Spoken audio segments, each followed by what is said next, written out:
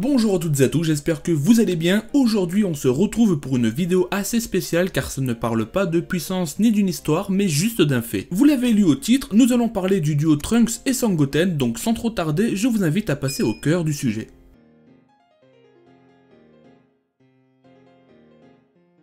Trunks et Son Goten ne se présentent plus vraiment, ils sont respectivement les fils de Vegeta et de Son Goku. Trunks a été présenté dès la saga Cell, une première fois en tant que Mirai Trunks, venant du futur pour alerter la Z-Team du tragique destin qui les attend, et également le Trunks du présent qui apparaît comme un bébé dans la même saga. Pour Son Goten, c'est différent, il n'y a ni histoire du futur, ni de présence avant la saga Buu. Sa conception date certainement des 10 jours laissés par Cell avant le tournoi d'arts martiaux. Nous, on doit se focaliser sur la saga Buu, puisque c'est la seule saga où nos jeunes combattants apparaissent le plus. Trunks âgé de 8 ans et Son Goten âgé de 7 ans sont capables de se transformer en Super Saiyan, ce qui est exceptionnel au vu de leur jeune âge. Pour rappel, Son Gohan, qui a été reconnu comme étant le personnage au plus puissant potentiel, ne s'est transformé en Super Saiyan qu'à l'âge d'une petite dizaine d'années. Sans oublier qu'il est passé par de rudes épreuves, comme son entraînement avec Piccolo, son combat contre Nappa et Vegeta, et son aventure sur Namek. Donc, comment sont-ils capables de se transformer en Super Saiyan aussi jeunes? C'est une question que nombreux d'entre nous se sont posées. Certains pensent que c'est dû à la puissance de leur paternel au moment de la conception, et donc leurs gènes sont par nature plus puissantes. Et d'autres pensent que Trunks et Son Goten sont tout simplement dotés d'un potentiel démentiel, et sincèrement, j'aime cette hypothèse. Par exemple, si on repense à Mirai Trunks, c'est un personnage brisé qui tient sa puissance de son vécu et de sa lutte contre la protection du monde qui lui reste. Et ça ne lui a pas empêché d'atteindre un niveau de puissance colossal malgré la situation de son époque. Son Goten est présenté comme un jeune garçon atypique comme le fut autrefois son père Son Goku, et il est également démontré comme étant étrangement puissant au point de surprendre Son Gohan.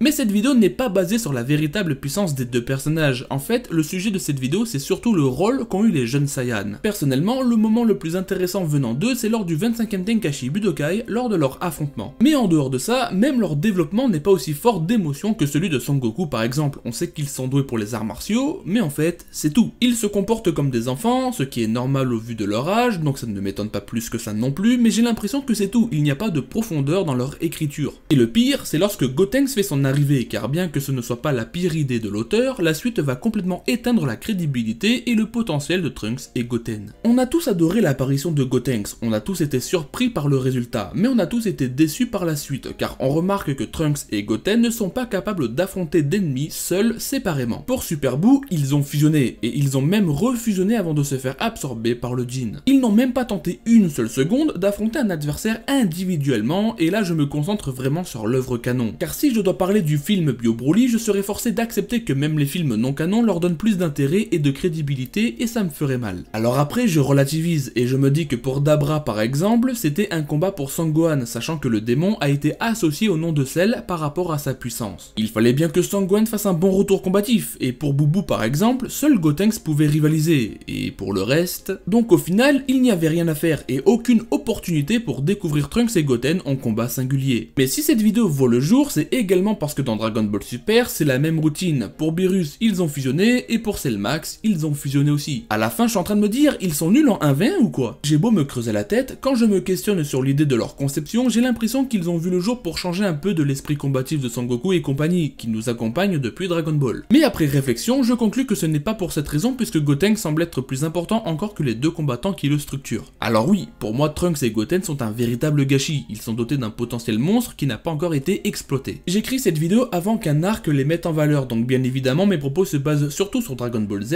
et Dragon Ball Super jusqu'à Dragon Ball Super Super Hero. J'ai beau relire le manga, pour moi il n'y a aucune profondeur dans leurs personnages. Après, si vous avez une autre idée sur les personnages, n'hésitez pas à me laisser un commentaire. En ce qui concerne Dragon Ball Super, il y avait énormément d'opportunités pour les mettre en avant, comme lors du retour de Freezer ou bien lors du tournoi du pouvoir, ça aurait été le feu. S'ils ont pu se transformer en Super Saiyan aussi jeunes, alors leur potentiel n'est vraiment pas prêt d'être étendu, et la vraie question c'est, vont-ils obtenir un power-up? On a eu le droit Sangoku Ultra Instinct, Vegeta Ultra Ego, Orange Piccolo, Gohan Beast, Broly Berserker, maintenant on veut une forme spéciale pour les terriens, et on veut le retour en force de Trunks et Goten. Et sans parler que de puissance et de combat, il serait vraiment intéressant d'approfondir l'écriture de nos deux sujets du jour. J'insiste beaucoup sur ça car mine de rien j'adore ces personnages et ça m'embête vraiment de voir à quel point ils ont été sous-exploités. Et vous, que pensez-vous de ce duo incroyable? C'est ainsi que se termine cette vidéo les amis, j'espère qu'elle vous a plu et que vous avez passé un bon moment devant. Si c'est le cas, je vous invite à vous abonner, liker et partager, ça fait toujours plaisir. Je vous propose une nouvelle vidéo samedi prochain à 11 h, que le Ki vous guide les Saiyans. Ciao.